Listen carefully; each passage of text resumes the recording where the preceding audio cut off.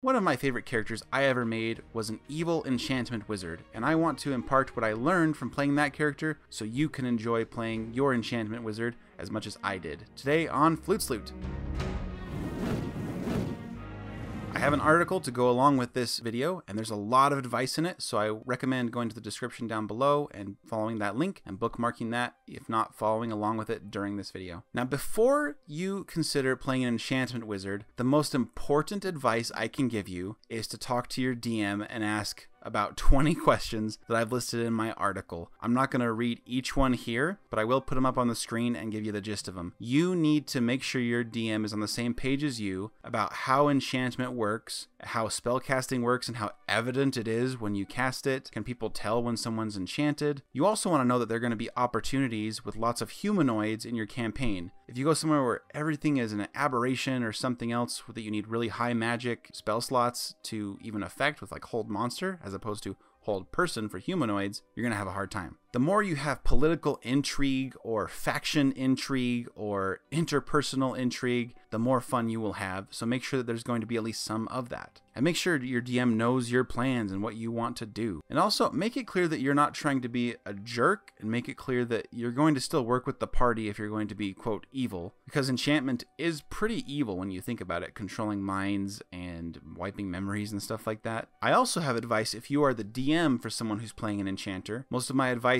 to players will be helpful for you, but I also got the perspective of my DM in a quote in my article, so you can see advice from the DM's perspective. Here's what he had to say. When DMing a group that has an enchanter in the party, it is important to note that your plot and story will be taken over by the will of that player more often than you are comfortable with. This is one of the reasons that Session 0 is so important. The DM can adjust the story, encounters, and environment to fit the theme of the player characters. Specifically dealing with social control characters, you will need to work with the player closely to ensure that not only the rules on that social control are outlined clearly, but also that expectations are clear as well. The DM will also need to build into the encounters opportunities for the enchanter to shine. Do not forget to let them succeed. My DM also said he hopes any player using a social control character like an enchanter will try to enhance the story that the DM is presenting, not take a wrecking ball to it. With DM and player working together and taking cues off each other, they can collaborate to ensure that everyone at the table has a great time. The most important thing to remember is that both the DM and the player with the social control character must be on the same page about moving the story in a positive direction. Playing an enchanter, especially an evil one, requires maturity and cannot be about power trips,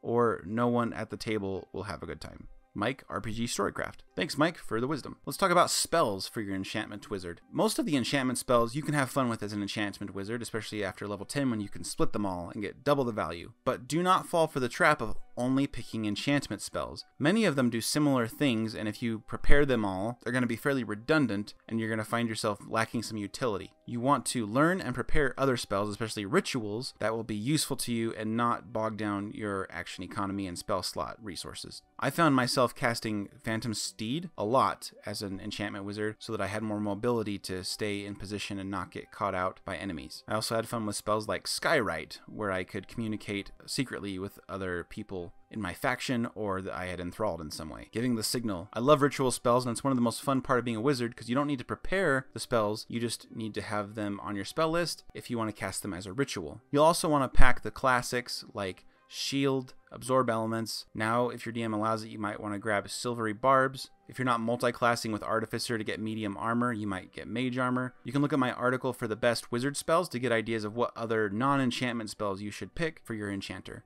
Don't be a one-trick pony. Next, I want to talk about your public presentation. You do not want people to know you are an enchantment wizard. If they do, they will not trust you. Tell them you're an elementalist or something, like you have elemental magic, which you probably will have some. Everyone probably picks Fireball. You'll probably want to use an alias for yourself too. My character was a Yuan-Ti spy, so I needed to have an alias because I was pretending to be a person of the human race instead of a snake person in disguise. You don't even know my real name. I'm the Lizard King.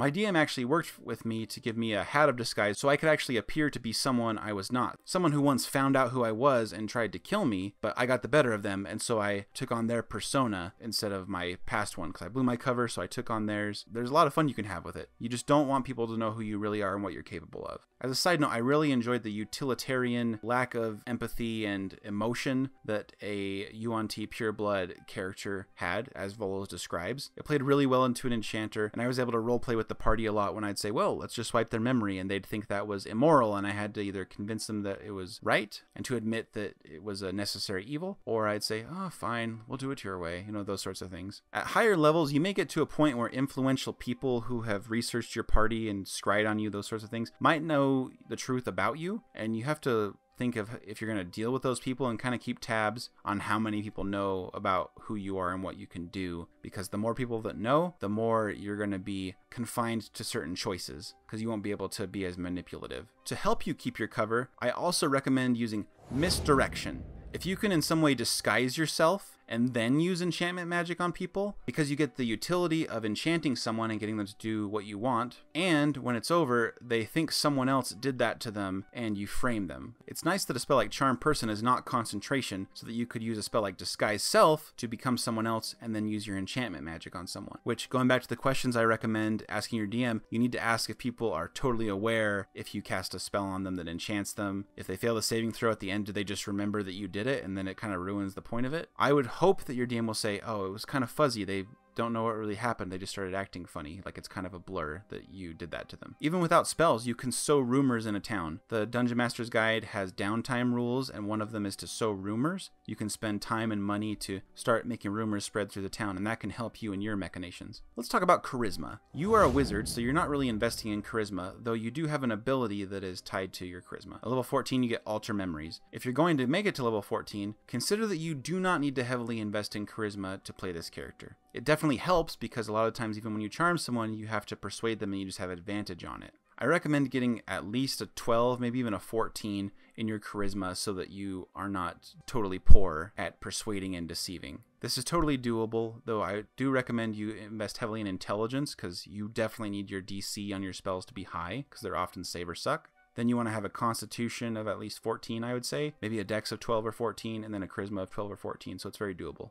If you have a way like a feat or a multi-class concept that you like, where you can get expertise in some of those charisma-based skills, that will help you out a lot as well. But hopefully someone in your party could supplement your need for charisma and those sorts of things through their characters. Either they give you a spell to enhance your charisma, like Enhance Ability, or because you've charmed someone into trusting you, maybe they trust your allies too, so the advantage you gain from charm may extend to other people. Again, a question for your DM. The next point I want to make clear is that you need to carefully pick your moment, your timing. If you want to cast Charm Person on the king, but everyone in the room is going to see you do it, that's bad timing. If you gain a way to cast Subtle Spell so no one sees you do it, better timing, but even then, what are you going to do to the king in that time that you have them charmed? You don't really get to talk to them as openly. People might notice something is up. The more you can get people on their own, the better. And you want to make sure that your DM's not going to make you roll initiative every time you try to charm someone. It should probably only happen if you fail to charm them or something like that. You need to try to earn the trust of someone so that you can get them alone, or at least you can have a moment where the audibleness of your spell casting won't be heard by others. If your DM says you can whisper something to cast a spell, great. If you need to speak it loud so that it's a power word, then that's more difficult to work with. But more difficult does not mean less fun. You need to spend time learning what makes them tick. What are their fears? Who are their allies? Who are their shaky alliances? And then, after you've gained their trust, or you get them alone in some way, then you can cast things like Modify Memory to make them think something bad happened with someone they have a shaky alliance with, or a relationship that's on the rocks. You don't just want to be evil to be evil. You need to have a goal in mind, get someone in a position of power, and then manipulate them in any way that you can. I'll give you an example with my character. We knew of a dwarven duchess. She had guards, they had anti-magic precautions. It was pretty tough, but once I was able to get close enough, I was able to cast Modify Memory on her so that she believed her uncle, the ruler, had estranged her in some way. And then I also cast Gaish on her. Gaius, as some people say, I guess it's pronounced Gaish. We were able to secure an airship and get her to leave because she thought she was like an enemy of the state kind of thing, and a lot came out of that success. So naturally, the part of picking your timing is tailoring your targets. This goes for your social machinations and manipulations, as well as in combat. You want to identify people who are susceptible to mind control, aka wisdom saving throws. They don't have a high wisdom saving throw. They don't have advantage on it. So like elves are not the best targets. Things that are not sentient, like constructs. And then 2, they need to give you leverage towards your goals. Like I mentioned before, always have a goal. Don't just be chaotic. You're not a prankster. You could be if that's what you think would be fun, but that's not what I'm talking about today. Figure out who pulls the strings in different organizations and then who pulls their strings. That's the kind of questions you want to be asking yourself. I mentioned 2 spells a moment ago, and I want to call them out again. Gish and Modify Memory are 2 big ones that can be so much fun for you as an enchantment wizard if your DM and you are on the same page. Again, it keeps feeding in. You want to make sure you're on the same page as your DM as how these spells work, and let them know that you want to use them effectively. I've heard some say that these spells are only for DMs, like they're tools for DMs to do things, but no, you as the enchantment wizard, you make them your own. Modify Memory became one of my favorite spells in this campaign. It was used effectively by my DM and by me in different times. Another spell that's not enchantment based, but is definitely helpful for you, is the Dream spell. I made a whole article and a video about this one. I recommend it highly. It's one of my favorite spells. You can use it to communicate with people long distance, or manipulate people through their dreams, Inception style, or even threaten them in their dreams with psychic damage and lack of rest. Now let's talk about the Enchanter's features for a minute. Hypnotic Gaze. A lot of people have negative views of Hypnotic Gaze. And I don't really think they're wrong to have those opinions, but I think I can sway you if you have a bad opinion of it. Again, you want to target creatures that cannot resist charms easily, but really this is kind of like your ace in the hole. If someone gets up in your face and you don't have an escape mechanism or something, you can punish them for going after you, going past your frontliners or whatever, by trying to hypnotize them and take them out of the fight. One funny interaction with this is that if you are invisible with the invisibility spell, you can cast Hypnotic Gaze without breaking your invisibility. You're not casting a spell or making an attack. You might say, well, Hypnotic Gaze means they have to see you. And it says, no, see or hear you. If a creature can hear you, you can hypnotize that creature while you remain invisible. You could go to each guard on guard duty at a castle or something and hypnotize them one at a time so that your allies can go past them while they're incapacitated, or even walk up and just like wail on them, take them out while they're incapacitated. So you can be this invisible hypnotic assassin. If you get to level 6, Instinctive Charm is helpful for you if you're rushed by multiple enemies to make them attack each other.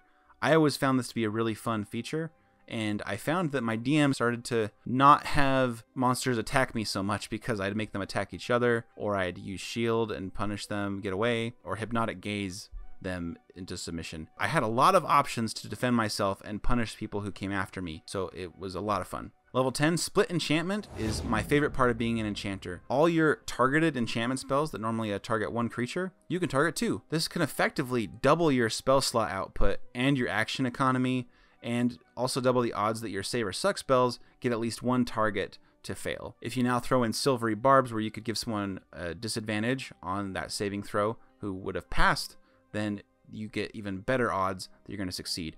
More so if you have more people in your party with Silvery Barbs. Level 14, Alter Memories can be very useful because it's a passive ability to change someone's memories without casting Modify Memory. So you could just cast Charm Person on someone and get the bonuses as if you used a 5th level spell, Modify Memory, on them. It's a fantastic way to hide your presence of charming people as well as to modify their memories. If you make it to level 18 as a wizard, you get Spell Mastery. I have a video and article about that as well. It's a fantastic feature where you can turn a level 2 and level 1 spell into effectively cantrips for you. You cast them at will with no spell slot. And you can switch it out, so you can, every time you long rest, choose different spells for your Spell Mastery. I would recommend, since you can still twin cast them even if you're not using a spell slot, you're casting them at will, Charm Person, Hold Person, Tasha's Hideous Laughter, Suggestion, those are great for an enchanter to just have a lot of fun with. You can pick other spells that are strong, you know, like Web or Shield, or you just can cast it over and over again. Those are the enchantment ones that get more value from you with your split enchantment ability.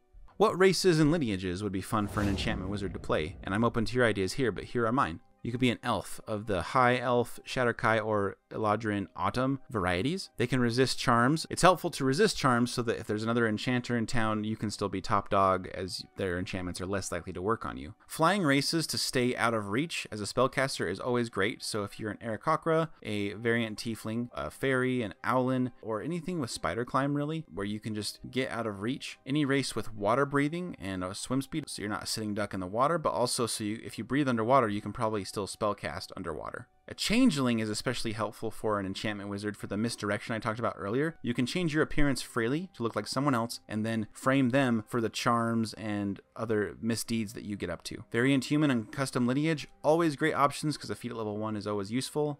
You'd probably want to go for Fey Touched because that's just one of the best feats in the game. You might also go for Lucky, but you might also go for Meta Magic Adept, just so you can get Subtle Spell. You'd get 2 doses of it, essentially, where you could cast spells that normally require verbal and somatic components and ignore those components, but watch out if there's still a material component needed because you would still need to present that. This would allow you to just look at someone and charm them. Keep in mind, charms often require you to say things to that person afterwards. Pick which charm type enchantment you're going for if you're going to Subtle Spell it. And remember, Subtle Spell could potentially make it so no one could counterspell a particular spell you cast because it becomes imperceptible, so they can't trigger the counterspell. Mountain Dwarf makes a great race too because you gain light and medium armor proficiencies. I mentioned the Yuan-Ti Pureblood was what my character played. It was very useful to have advantage on saving throws against magic, my magic resistance, and I really enjoyed having immunity to poison. I'm sad that they're changing the Yuan-Ti Pureblood to not be immune anymore because I loved being able to use cloud kills and those sorts of things with like no repercussions on myself. The roleplay aspect is very fun as a Yuan-Ti if you come from a Yuan-Ti colony tribe of some kind, because part of their lore is they will send those that look the most like humans to be spies amongst humans to help them blackmail and manipulate people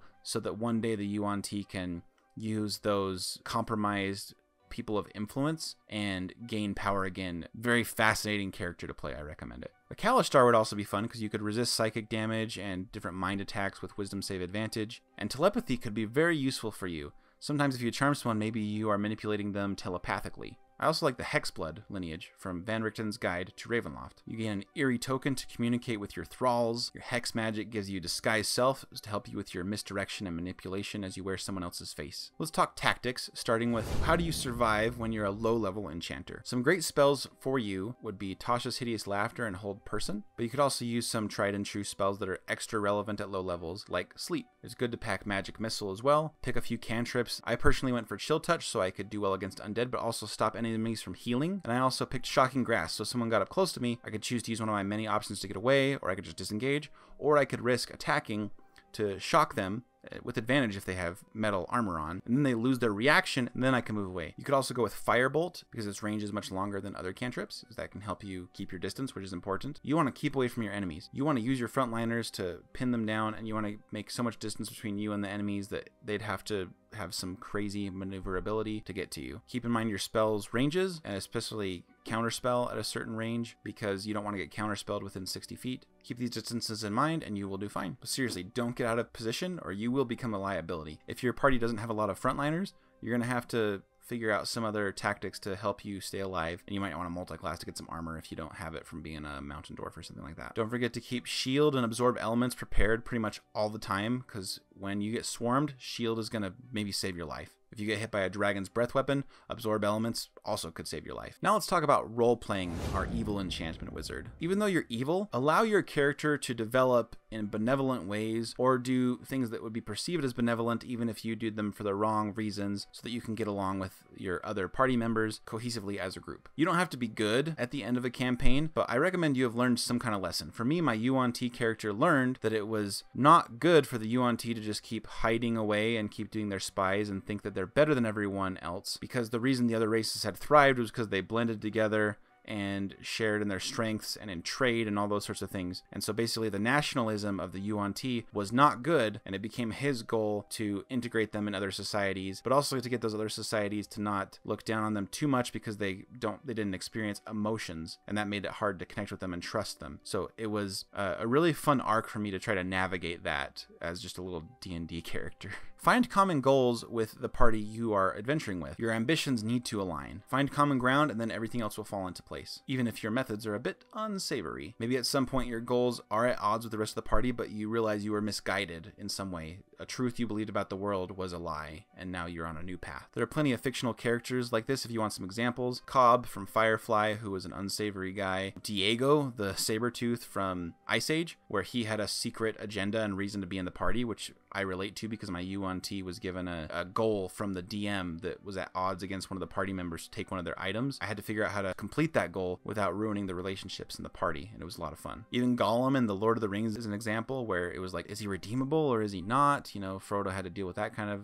discussion in his head. Loki from the Marvel Cinematic Universe, he becomes more of a protagonist, anti-hero sort of thing after being just like a mass murderer. That's pretty crazy. So it's possible for you to have your own secrets and agendas while working with the group, and those reveals along the way can be really fun. I mean, Critical Role does it all the time. They have all kinds of secrets between their characters that are slow burn reveals. Sometimes those reveal moments could sully the relationship of your characters, so be careful and make sure that reconciliation is part of that goal. Some other anti-heroes you can use for inspiration would be Hellboy, Sasuke, the Punisher, Walter White, Severus Snape, or Druig from the Eternals. Literally controls people's minds, so he's a good example. So what kind of multi-classing can you do as an enchantment wizard that'll help you? One level of Artificer, especially if you start at level 1 as an Artificer, will get you light and medium armor and shields. That can be so helpful for your survivability, especially if you pack the shield spell. You can even get some healing options. Investing in a bit of wisdom and going for a level or 2 of cleric can also be useful for you. The Twilight Cleric, for example, would give you armor proficiency if you wanted to wear heavy armor, for example. You get the bless, you get the healing options, you get advantage on initiative rolls, which is so important for wizards so that you don't get caught out and you can set the stage, use your control spells or whatever right off the bat without the enemy moving first. If you want armor, you could also start off as a fighter. You'll get some more hit points too. If you take a second level, you get Action Surge, so you could potentially cast 2 spells in a round, which is a great Nova round option for you. You might have decent charisma, as I mentioned before, as an enchantment wizard, so Warlock might work for you. You'll get medium armor and shields with Hexblade, for example. And if you want to go 2 levels, you could get an invocation like Mask of Many Faces to cast Disguise Self at will, so you become kind of like a changeling if that's not your race and lineage. So then you could just completely disguise yourself all the time and use misdirection while you're enchanting people. So yeah, what questions do you have for me about playing an enchantment wizard? Have you played one before and you enjoyed it? I have other videos about wizards that you can check out. I'll put them up here and on the end card. And I hope you'll check out my wife Opal's videos too, because she does a great job. I can't mind control you into subscribing and liking this video, but I can ask pretty please. It helps out so much, and I'd love to see you again in the future. Have an excellent adventure this weekend, and I'll see you in the next video. Bye.